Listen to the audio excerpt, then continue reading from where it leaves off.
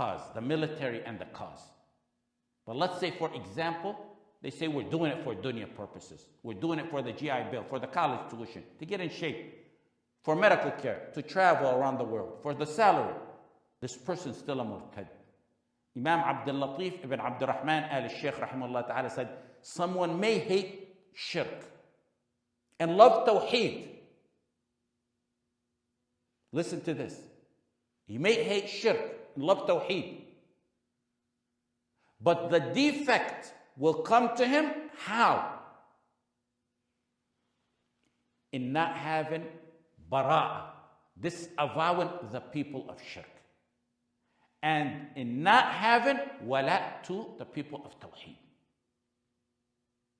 With that, he follows his desires and enters into shirk, destroying his deen. And with that, he leaves the layers of tawheed. Why? He said, because he has no wala and bara. And he said that's taken from the word of the shahada. As I've always said, the biggest proof on wala and bara is the shahada one takes. Abdul Latif ibn Abdul Rahman al-Sheikh rahimahullah ta'ala also summarized a fatwa of Ibn Taymiyyah rahimahullah ta'ala on this matter. He said, because the fatwa on this are many.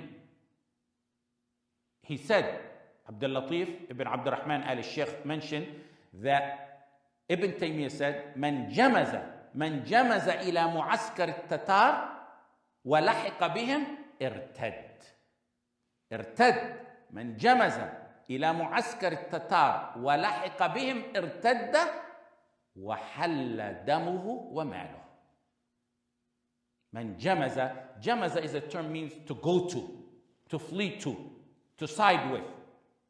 It's mentioned in the hadith of Ma'iz radiallahu anhu, who confessed zina to the Prophet sallallahu alaihi wasallam, and the Prophet sallallahu alaihi wasallam ordered that he be stoned. In Sahih Muslim, فَلَمَّا أَذْلَقَتْهُ الْحِجَارَةُ هَرَبَ. In Sahih Bukhari, فَلَمَّا أَذْلَقَتْهُ الْحِجَارَةُ جَمَزَ. The term in Muslim, Sahih Muslim says, Ma'iz fled. Jamaza was used in the narration of Bukhari. So that means, Jamaza means fled. Linguistically, that's what it means. Fled or goes to. So he's saying, whoever flees and goes to the Tatar and joins their military is a murtad and apostate. The wording of Imam Abdul Latif, rahimahullah ta'ala, quoted Ibn Taymiyyah, I was never able to find that in the original works of Ibn Taymiyyah. And I believe what he was trying to do was to summarize, correctly summarizing the opinion of Ibn Taymiyyah overall on this matter. He has his own fatwa as well.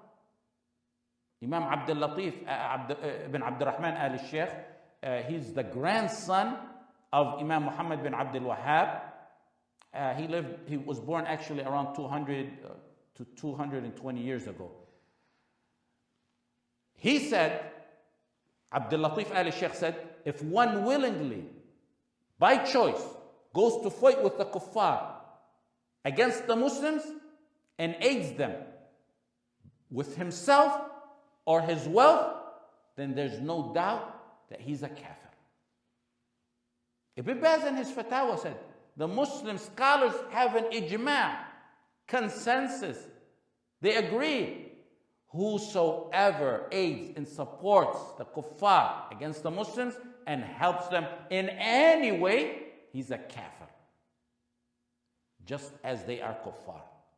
Al-Azhar, when it wasn't as bad as it is today, in 1947, when the Sheikh of the Azhar was Abdul Majid Salim, he said, one who aids the enemies of Islam is not among the people of Iman.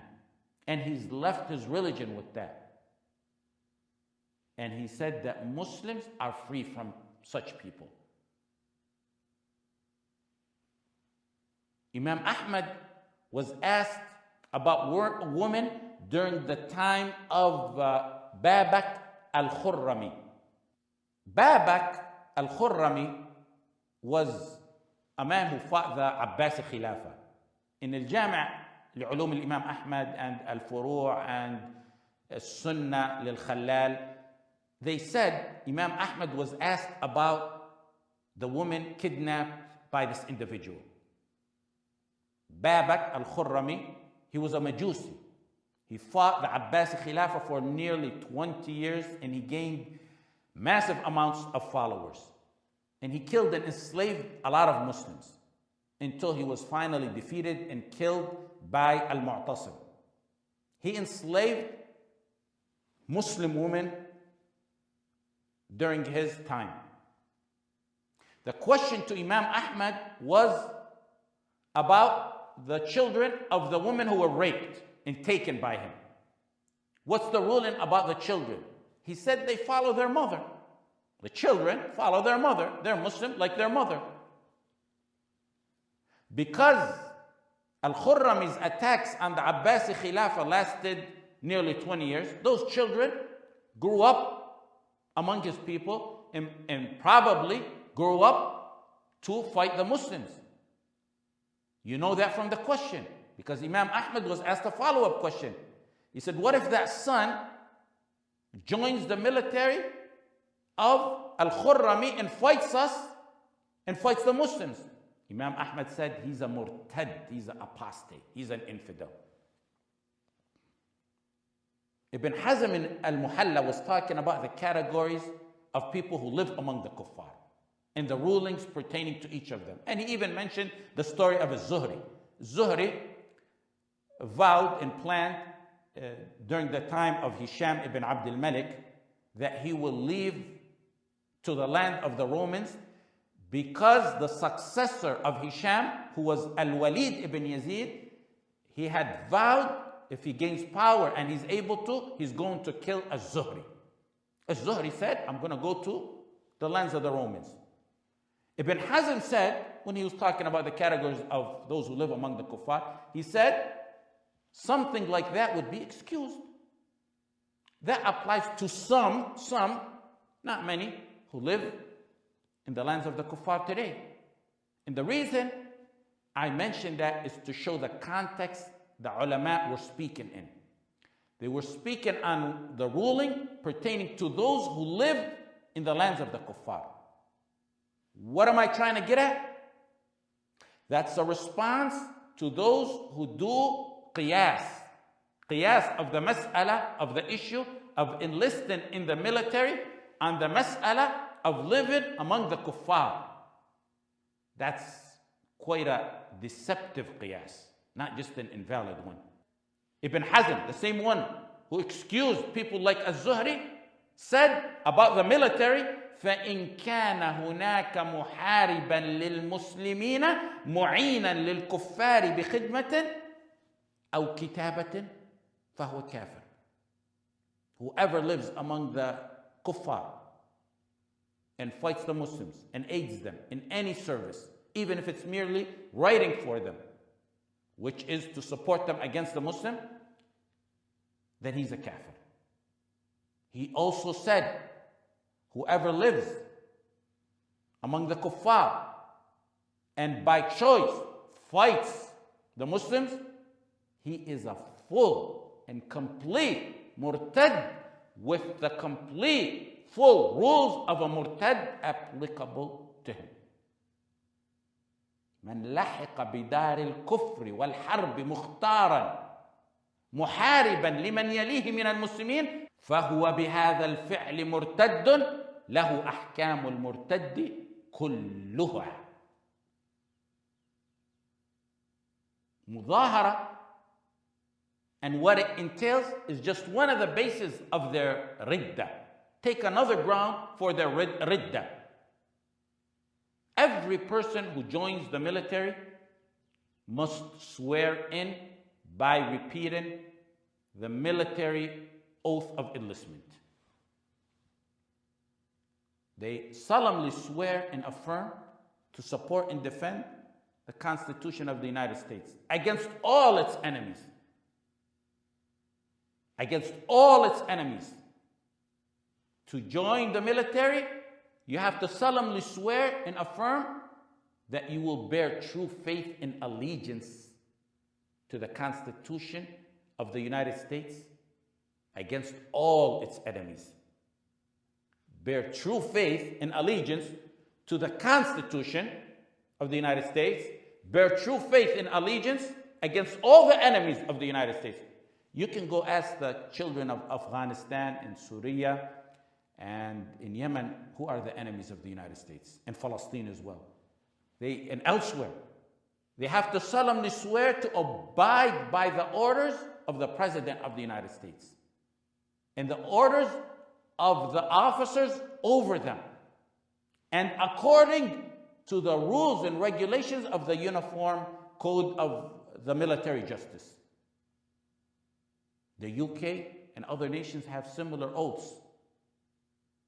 Now give me a complete, full sentence in that oath that's not kufr. And if you don't think it's kufr, you better spring to the Tawheed classes. I will fully admit a person who gave that oath has fulfilled the concept of wala and bara fully and completely. Wala and bara to the United States.